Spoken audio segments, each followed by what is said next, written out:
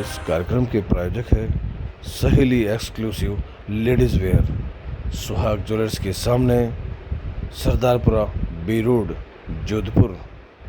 Western outfit, dress material, readymade suit, designer कुर्तियाँ, Patiala suit, leggings, stoles, दुपट्टे, jeans, trousers, oh my God, वगैरह वगैरह वगैरह। आज हम बात करेंगे वरिष्ठ चर्म रोग विशेषज्ञ डॉक्टर राजेश जी खुल्लर साहब से। क्योंकि गर्मी आ चुकी है तो कई सारी समस्याएं होती है, तो खुल्लर साहब हमें बताएंगे कि इनसे कैसे बचा जाए, इन दिनों क्या क्या बीमारी है। तो डॉक्टर नमस्कार कल्लर साहब, पहले तो आपका आभार कि आपने हमारे माध्यम से जनता तक ये बात पहुंचाने की कोशिश करी, इसलिए इसमें सभी का फ़ायदा है। इसमें जहाँ तक चर्म रोगों का सवाल है, वैसे तो आजकल पूरे वर्ष में ही रहते हैं, लेकिन गर्मी के मौसम में कुछ बीमारियाँ अधिक मात्रा में होती हैं।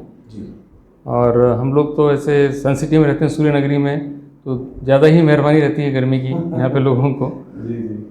तो पहला तो ये होता है इस मौसम में पसीना बहुत आता है, और जो लेबर क्लास पीपल हैं या जो लोग धूप में ज़्यादा निकलते हैं, तो सबसे पहले तो पसीनों से अलाइयाँ होती हैं बहुत ज़्यादा। सबसे कॉमन चीज़ें अलाइयाँ होना, जिसको साइंटिफिक भाषा में मलेरिया कहा जाता है। बारीक बारीक लाल लाल दाने होते हैं, मेनली पीठ पर, पेट पर, साइड्स में होते हैं, और इनमें कांटों जैसी चुभन महसूस होती है। इसमें डॉक्टर साहब बीच में रोकूंगा कि पिछले कुछ समय से ये घमौरियाँ जिसको बोलते हैं, हाँ जी, घमौरियाँ, बिल्कुल घमौरियाँ हमें भी होती थी, पर इन दिनों तो पिछले कुछ सालों से कम हो रही है। ऐसे नहीं, जैसे आप लोग लेबर क्लास मैंने बोला, जिन लोगों को ज़्यादा पसीना होता है, जैसे जो आदमी चुनाई का काम कर रहा है, मजदूर दिन भर धूप में खड़े काम कर रहा है, मौसम की गर्मी प्लस सीमेंट की गर्मी, तो पसीनों से लथपथ हो जाता है शाम तक, तो पूरे कपड़े भीग जाते हैं पानी में, अपन निचोड़ सकते हैं, इतना पानी हो जाता है उनके पसीनों का। तो उन लोगों में काफ़ी ज़्यादा होता है, और कांटे में जैसी चुभन होती है बहुत ज़्यादा। जैसे कोई गर्मी में धूप में नहीं है, छाया में है, और अगर गर्मी है, हवा नहीं है कहीं कहीं पे, जैसे एसी कूलर नहीं है, पंखा नहीं है, उसमें भी उसको घमौरियाँ बिल्कुल उमस की वजह से हो जाएगी ना। अच्छा, उमस हो गई, उमस की वजह से, गर्मी है चाहे उमस है, उमस में पसीने काफ़ी आएंगे, उसमें काफ़ी होगा। और इससे बचाव का सबसे बढ़िया तरीका यह है कि एक तो सुबह शाम दोनों टाइम से स्नान करना, साबुन का प्रयोग थोड़ा कम करना। अच्छा, बिना साबुन के तो ऐसा लगता है हम नहाए ही नहीं है अभी तक। नहीं, इसमें साबुन थोड़ा नुकसान करता है, ज़्यादा लगाना इस बीमारी के लिए ज़्यादा लगाना नुकसान करता है। अच्छा। लगाएं, पर थोड़ा सा लिमिट में लगाएं। और इसके लिए सबसे उत्तम रहता है मेट से स्नान करना। देसी उपचार है मेट, मुल्तानी मिट्टी जो होती है, वर्षों पुराना उपचार है, बिल्कुल। तो मुल्तानी मिट्टी को भिगो करके उसका पूरे बदन पे लेप कर लिया जाए। पहले तो लोग पूरी रात लगा के रखते थे, अब उतना तो संभव नहीं है। वो बच्चे भी, हम लोग छोटे थे जब, बिल्कुल आधा घंटा 1 घंटा लगा के रख लें उसको, और फिर ठंडे पानी से स्नान कर लें। नींबू पानी का या विटामिन सी का, मौसमी का, इनका सेवन ज़्यादा करें। अच्छा। इससे भी इसमें काफ़ी उपचार में राहत मिलती है इससे। इसमें डॉक्टर साहब ऐसी कोई बीमारी है स्किन की जिसका इलाज नहीं है, बस आप फौरी तौर पर उसको राहत दे सकते हैं, पर अभी कंप्लीट इलाज नहीं है, ऐसी कोई बीमारी है स्किन में? जैसे एलर्जी डिसऑर्डर जितने भी हैं, जैसे मान लीजिए लेबर क्लास की बात हुई, तो सपोज करिए सीमेंट से एलर्जी है, अच्छा, या आपको किसी दवाई गोली से रिएक्शन होता है, एलर्जी है, तो उसको इलाज ये कि उसको अवॉइड करें। अच्छा, जैसे किसी गोली से आपको एलर्जी रिएक्शन होता है, वो गोली जब भी खाएंगे रिएक्शन होगा। नहीं, स्किन के डॉक्टर साहब जैसे कोई कहीं स्किन की परेशानी है और उसका अभी तक इलाज नहीं है, बस आप फौरी तौर पर राहत दे सकते हैं, पर कंप्लीट एकदम ठीक हो जाए वैसा नहीं, ऐसी कई बीमारियां हैं तो लंबे टाइम इलाज देना पड़ता है, तभी पूरी ठीक नहीं होती है। जैसे सोराइसिस है। सोराइसिस ये किससे होती है डॉक्टर साहब? These are autoimmune disorders हैं, ये स्वतः होने वाली ऑटो इम्यूनिटी बेस्ड हैं ये सब। तो ये किसी को भी हो सकती है? किसी को भी हो सकती हैं। अच्छा। इसमें कोई ना तो अमीर गरीबी का मतलब है, ना कोई आपके कास्ट का मतलब है, ना कोई जगह का मतलब है, कहीं से नहीं, कोई मतलब नहीं है। वैसे इसकी वजह क्या होती है डॉक्टर साहब? पर्टिकुलर कोई खास एक वजह की ये इससे तो होती है? नहीं, ऐसा कोई वजह अभी तक कुछ नहीं, अचानक उठे और आपको पता चला सोराइसिस। बिल्कुल सही। उससे डॉक्टर साहब शरीर पे क्या महसूस होता है, क्या लगता है, क्या होता है? नहीं, पहले बात यहाँ पर थोड़ा सा अपने टॉपिक से अलग आ जाएंगे। अपनी बात जैसे गर्मी की हो रही थी, इसका गर्मी से कोई ताल्लुक नहीं है। नहीं, स्किन की परेशानी है, मेरा स्किन की है। हाँ, बिल्कुल स्किन का बिल्कुल सही कह रहे हैं। जी। इसमें लाल लाल रंग के चकत्ते होते हैं पूरे शरीर पर, और उस पर सफ़ेद रंग की पपड़ी उतरती है। अच्छा। और ये बॉडी के किसी भी भाग में हो सकती है, मेनली जैसे घुटनों पे, कोहनियों पे, पाँव में, सिर में, नाखून पे, इन जगहों पे ज़्यादा होती है, और सर्दियों में ज़्यादा होती है ये। इस रोग की तीव्रता सर्दी में ज़्यादा होती है, गर्मी में थोड़ा इसका प्रकोप कम हो जाता है। तो सर इसकी होने की वजह कोई जैसे प्रोटीन की कमी या कुछ खान पान से या नहीं, इस पर ऐसा कुछ अनुसंधान चल रहे हैं, अभी तक कोई इसकी वजह यही वो बीमारी है जिस पर अनुसंधान चल रहा है, अनुसंधान इसके चल रहा कारण है, कुछ कोई कुछ नहीं। पता नहीं चला। वैसे डॉक्टर साहब परफ्यूम और डीओ वगैरह लगाते हैं, इससे भी कई बार स्किन की परेशानी रहती है। एलर्जी हो सकती है इनसे। अच्छा परफ्यूम और डीओ जो भी होते हैं इनमें केमिकल्स होते हैं जी। और केमिकल रिएक्ट कर सकते हैं बॉडी पे किसी भी तरह से। अच्छा और अधिकतर ये परफ्यूम डीओ लगाई जाती है बगल वगैरह में, हाँ। तो वहाँ लगी रह जाएंगी, और ऊपर पसीना और आएगा वहाँ पे। हाँ। पसीना आएगा तो पसीने के साथ ये बॉडी के अंदर एब्जॉर्व हो जाएंगी तो रिएक्शन करेंगी। तो इसलिए डॉक्टर साहब ऐसा है कि आपने कपड़े पहले उसके ऊपर लगा लो आप। कपड़ों पे लगा लीजिए, हाँ। और जहाँ तक उसके गर्मी के मौसम में ढीले कपड़े पहने, सूती कपड़े पहने, सूती कपड़े पहने। हल्के रंग के कपड़े पहने। हाँ। दूसरा एक और रोग चल रहा है आजकल बहुत ज़्यादा, फंगल इन्फेक्शन। अच्छा इसकी क्या वजह रखा?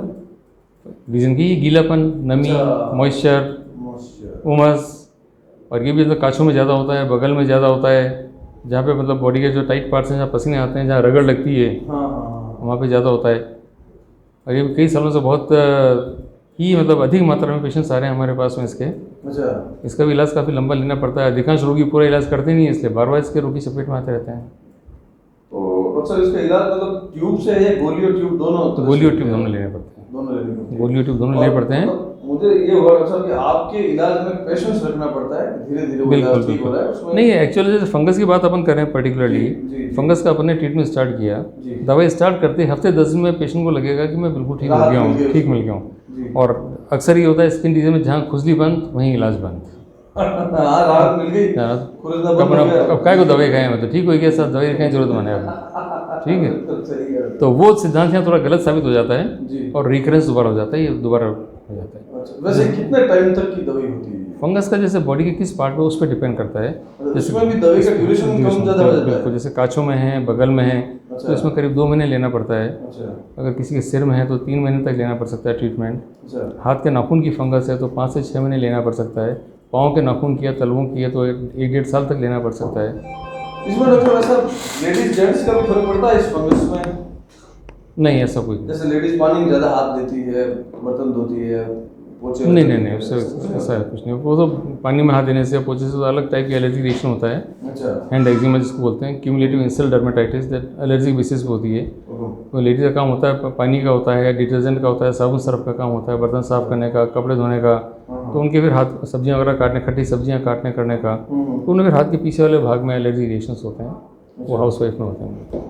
अच्छा वो गर्मी में रंग काला हो जाता है धूप में जाने से, टैनिंग हो जाती है, पिगमेंटेशन बोलते हैं इसको। तो मुझे गोरा रहना है, उसके लिए क्या करूँ? सनस्क्रीन लगाइए, अच्छा सनस्क्रीन लगाओ, कैप लगा के रखो। वैसे वो उसमें भी सनस्क्रीन में भी अलग अलग आता है, वो एसपीएफ जो आता है हाँ, सन प्रोटेक्टिंग फैक्टर है SPF। जी। तो अपने यहाँ पे कम से कम 40 से 50 का तो लेना ही पड़ेगा आपको।